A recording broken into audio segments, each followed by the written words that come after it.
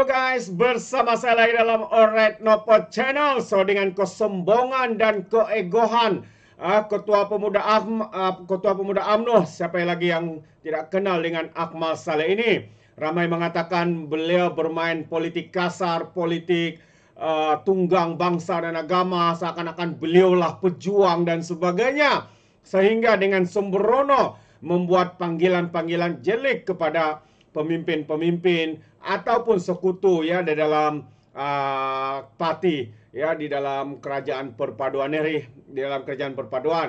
Jadi hari ini sahabat semua, saya ingin membawakan Anda respon terkini ya daripada YB Anthony Lok sebagai pemimpin tertinggi di dalam parti DAP. Katanya DAP tak pernah mengemis jawatan di Johor. Itu antara kenyataan balas ataupun respon ya daripada YB Anthony Lok ya, dengan kenyataan-kenyataan yang kasar, kenyataan-kenyataan yang biadab ya, sombong dan angkuh ya daripada pemimpin Ketua Pemuda UMNO. Itu pandangan saya sahabat semua. Jadi ramai juga yang menyatakan bahwa Akmal ini kasar ya, sombong, angkuh, hanya menang sekali sudah tinggi hidung dan sebagainya. Jadi sekali lagi, YB Anthony Lok, DAP tak pernah mengemis jawatan dalam kerajaan Johor. Itu antara kenyataan daripada Anthony. Katanya DAP tidak pernah meminta penubuhan kerajaan perpaduan di Johor, apatah lagi mengemis sebarang jawatan dalam kerajaan negeri itu. Setiausaha Agungnya atau pemimpin nomor 1 DAP, Anthony Lok berkata, DAP menjunjung titah Sultan Johor, Sultan Ibrahim Iskandar Shah, yang menitahkan tiada pembangkang di Johor, sebaliknya hanya ada wakil pengimbang. DAP tak akan meminta atau untuk menubuhkan kerajaan perpaduan di negeri Johor. Kita selesa, kita mainkan peranan dan menjadi pengimbang kepada negeri Johor. BN menang 40 kursi, PAS ketika itu lawan BN menang 12 kursi tambah 1 kursi muda. PN menang 3 kursi, jadi BN dengan selesa boleh menubuhkan kerajaan di Johor dengan majoriti yang kuat. Itu hakikat yang kita terima. Jadi saya nak menyatakan pandangan dan pendirian DAP bahwa DAP tidak pernah dan tidak akan mengemis jawatan kerajaan Johor. Katanya ketika berucap untuk merasmikan konvensyen biasa DAP di Johor baru-baru ini.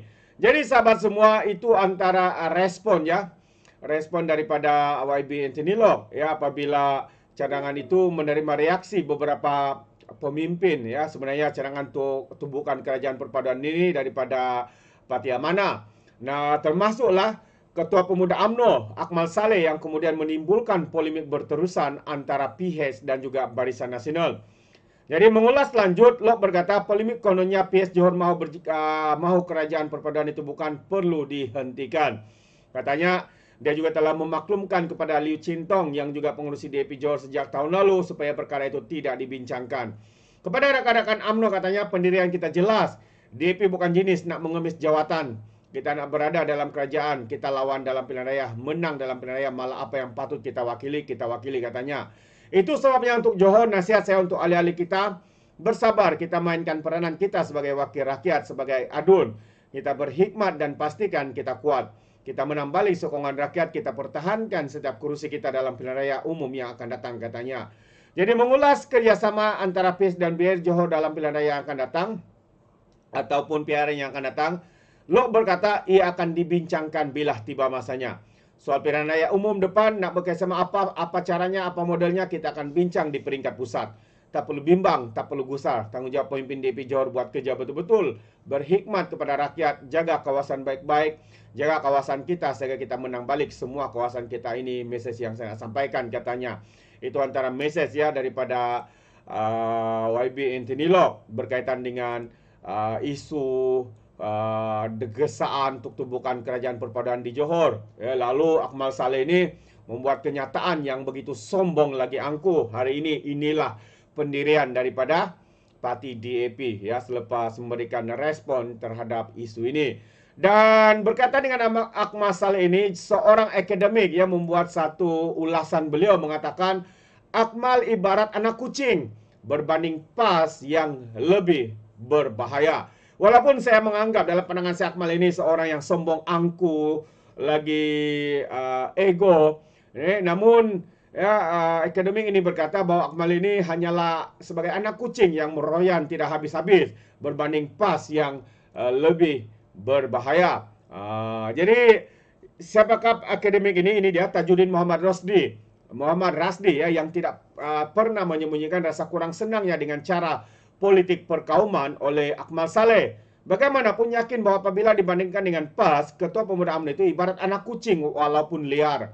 Namun katanya, bagi Profesor Seni Bina itu, PAS sebenarnya adalah seekor harimau yang mampu merobek negara ini dengan jenama Islam politiknya jika tidak dibendung. Hujannya dalam mazhab PAS, tidak ada perbezaan antara parti dan agama, manakala pimpinannya dianggap suci dan tidak boleh dipersoal atau dikritik tanpa menimbulkan kemurkaan Allah. Katanya, ya saya setuju, sikap kurang ajar dan tidak sopan telah menjadi ciri UMNO. Dan kini pemimpin seperti Akmal Nur Jazlan menyambung tradisi itu. Tetapi PAS pada tahap yang berbeza, katanya kepada Melissa kini. Ahli akademik itu mengulas kenyataan Ketua Pemuda PAS Ahmad Fadli Sari yang mendakwa walaupun parti tidak bersetuju dengan naib pengurusi DAP Tresako dalam isu pensijilan halal, namun ia tidak akan menetapkan pendekatan menggunakan bahasa kasar dan menyakitkan hati. Tapi bila PAS bercakap, kita tidak akan gunakan bahasa-bahasa yang kasar, kita tak menggunakan bahasa yang menyakitkan hati. Itu antara kenyataan daripada Ahmad Fadli. Tapi itu bukan budaya PAS. Tapi saya tak tujukan kepada siapa katanya. Jadi saya sangat setuju dengan pandangan daripada ahli akademik ini, sahabat semua, bahawa PAS ini boleh diumpamakan sebagai seekor harimau yang boleh dan mampu merobek negara bila-bila masa saja, ya, dengan menggunakan jenama Islam politik mereka. Dan jika tidak dibendung katanya, perkara ini akan boleh menimbulkan huru-hara, ketidakharmonian ya di dalam negara kita. Seperti baru-baru ini juga kita mendengar satu fitnah dan juga hasutan yang dibuat oleh presiden mereka yang menyatakan kononnya kerajaan hari ini, kerajaan perpaduan kerana ada DAP, ya, kononnya Islam sedang dimusnahkan. Itu antara kenyataan-kenyataan yang tidak bertanggung jawab, yang berbau fitnah dan juga hasutan daripada pemimpin-pemimpin PAS dan parti PAS itu sendiri. Gitu dia. Jadi saya setuju dengan pandangan ahli akademik ini. Begitu juga dengan Akmal Saleh, memang tidak dinafikan seorang politikus yang mahu menggunakan politik kasar, politik sombong, politik angku ini sebagai perjalanan karier politiknya. Dia boleh lakukan. Itu dia punya cara, ya. Tetapi kalau beliau mau bawa cara ini kepada rakyat di Borneo, khususnya Sabah, pastinya UMNO ini akan ditolak mentah-mentah oleh rakyat Sabah. Karena rakyat Sabah tidak mahukan contoh politik perkauman seperti ini. Contoh politik yang mengangkat atau menggunakan isu bangsa dan agama demi untuk kepentingan politik semata-mata. Isu perkara seperti ini, politik sempit seperti ini, tiada ruang untuk diterima pakai di Borneo, Sabah dan juga Sarawak. Jadi teruskan. Kalau Akmal ini mau teruskan dengan cara kasar, dengan cara liar yang dia buat itu, teruskan, ya. Dan ini akan membawa kesan kepada parti UMNO di Sabah khususnya. Mungkin mereka ingat boleh menang, tapi jika perkara ini terus dilakukan, berwaspadalah. Rakyat Sabah beri amaran, sikap dan politik perkauman, mengangkat isu dan bangsa dan agama seperti ini tidak boleh digunakan pakai di Borneo, Sabah dan Sarawak. Itu pandangan kita sebagai rakyat Sabah. Jadi terima kasih. Sampai di sini saja. Sekiranya anda sahabat semua ingin memberikan sebarang komen, pandangan berkaitan dengan isu ini, anda boleh berikan ya di dalam ruangan komen. Jadi izinkan saya untuk mengundurkan diri. Dan seperti biasa, peribahasa mengatakan, tak apa-apa kangkap 2 tahun keinginan. Dalam bahasa Melayunya, tepuk dada, tanya selera. Sekian daripada Alright Nomor Channel. Saya kita berjumpa lagi. Bye-bye.